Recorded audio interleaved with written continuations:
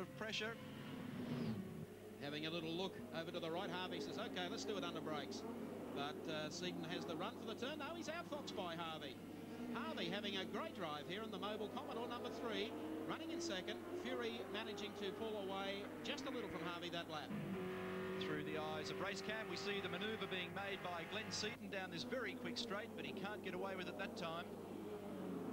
I think Glen might be a little gun shy after the last couple of races. Had some trouble at Sandown and, of course, at Surfers. I don't think he probably wants to make a bold move and have everything fall apart. Oh, look at Seton on the brakes in the middle of a turn. You don't try and do that too often. Coming up to the chicane. Watch how quickly they run through here. Right, left. The news has also just come through to me that the man whose car we're looking through at the moment, Graeme Crosby, is carrying a 1-minute penalty. I have not got confirmation of that. I don't know why. I thought he blew the start. I don't think he jumped it. Oh, well, that's the news. A 1-minute penalty, apparently, on Graeme Crosby. But here's the battle for second and third. John Harvey and Glen Seton. Graeme Crosby just on their tail, and John Bowe is closing up.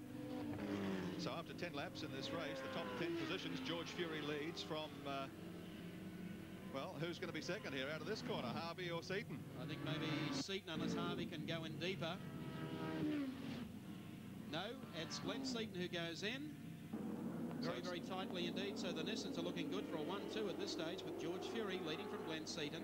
Harvey in third place, followed by Graeme Crosby, then John Bowe, Peter Brock, Dick Johnson, Jim Richards, David Oxton and Graham Bailey. They're the top 10. And it's 1.9 seconds between the two lead cars at the moment. And surprisingly, the man who we thought may have moved through the field a little quicker, Peter Brock, hasn't done that. And in fact, John Bowe is now shaking him well away as we take a look at the Castrol scoreboard in the top 3. George Fury leading from Glen Seton, and in third place, John Harvey in the Commodore. 7, the Coca-Cola Cup continues at Calder Raceway, and we're following this great scrap between John Harvey in car number 3 and Graeme Crosby, this time Computers Commodore number 6, as they work the front straight, with John Bowe closing on them. 13 laps down, 47 remaining. This is a battle, and Crosby pulls out to have a go under brakes. Can he get close enough? I don't think so. Harvey will hold station there, but John Bowe is coming in very quickly on the back of this pair. Really sit back and enjoy the skill of Graeme Crosby now via our 7 Sport race cam through these very tricky S's, and Crosby just pulling out. Always just seems to be in just the wrong moment, or wrong spot at the wrong moment at the moment. And as soon as he gets a chance to straighten up, it'll be interesting to see how he goes. You notice Harvey tapping his brakes through the straight, so there's already some temp coming up into the brakes in the car.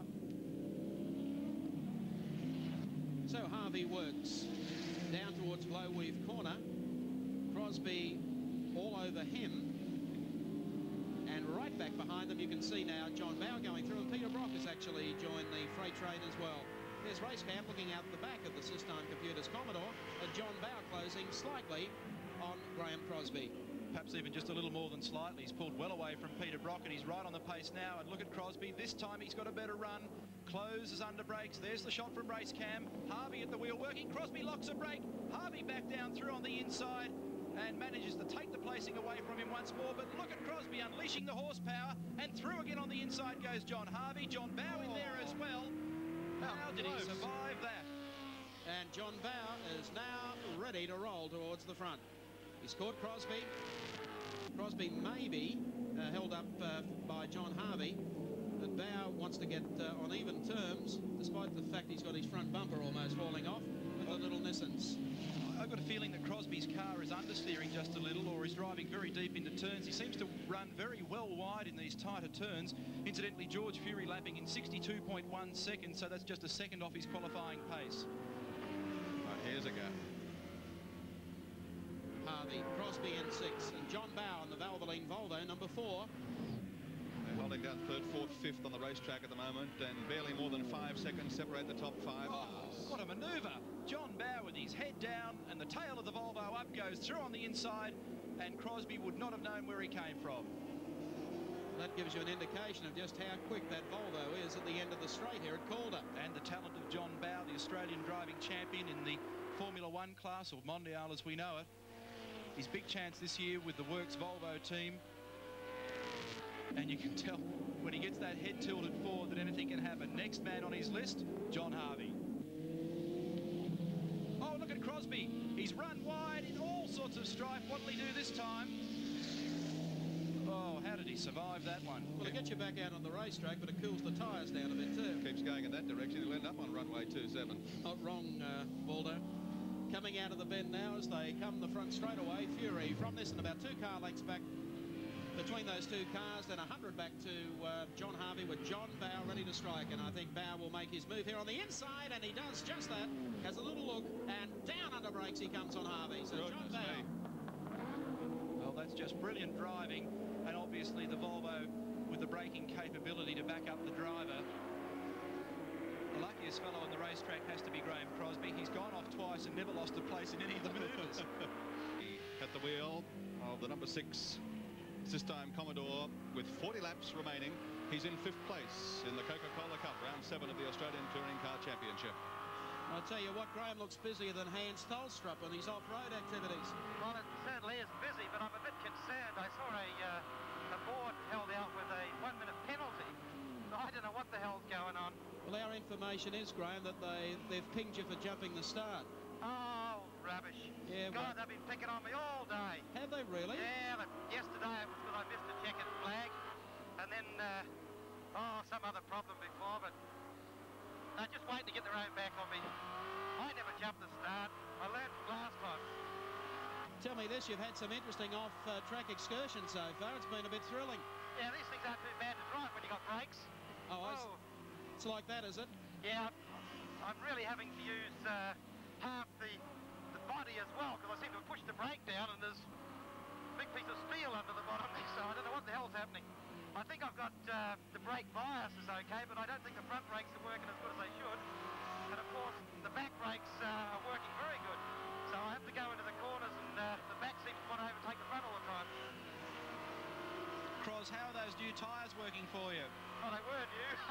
Actually, I'm pretty lucky because the tyres that I've got on the car at the moment are the ones I started Surface Paradise with. So if anything, Brocky's done me a good turn. Hasn't cost me $1,300 for a set of tyres. I said before, I reckon you're the luckiest bloke on the track. You've taken 2 excursions in the grass, but you didn't lose a place. No, that's a trick round. You don't have to lose any time round here. Because the corners, when you do come off, they sort of coincide with where you get back on again. I'll just see if I get past this thing without...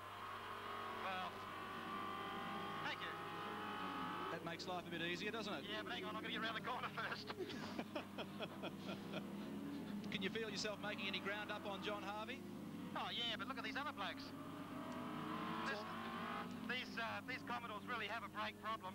And I notice I've got, John in front of me, but I've got Peter creeping up behind as well. Just as long as it stays there, I'll be happy. What about the new circuit, Graeme? You enjoying it? Yep, I can verify that the grass is very slippery when you get off. It's all part of the fun. Yeah, it certainly is. Well, you had bad luck, of course, in Surface Paradise with a no finish there. And where you're running on the road at the moment, I would think that the other Commodore drivers would be having similar brake problems. Yep. That was very good, Graeme. Oh, you like that? Yeah, it was excellent. Oh, there's another one. Yeah, that's a problem I can see with John. He's definitely got a brake problem. Now, I don't know what about Peter. He seems to be coming through. Now, I don't know whether he's got the same sort of problem as what I've got. Because I'm having to brake very, very early. Unless, he's right on your hammer now, Cros. Oh, that's all I need for you to tell me he's there as well. What about we let you go and get on with that for a while? We'll come back to you later. Yeah, okay, no problem. I just have to make sure that Peter, when he does pass me, doesn't take one of his guards with him. Good luck, Ross. Okay, cheers. Graeme Crosby, race cam. There's George Fury. That little yarn he gave us then comes by virtue of the fact that he borrowed some front mudguards from Peter Brock because he couldn't buy any from any Holden dealers in the last couple of weeks.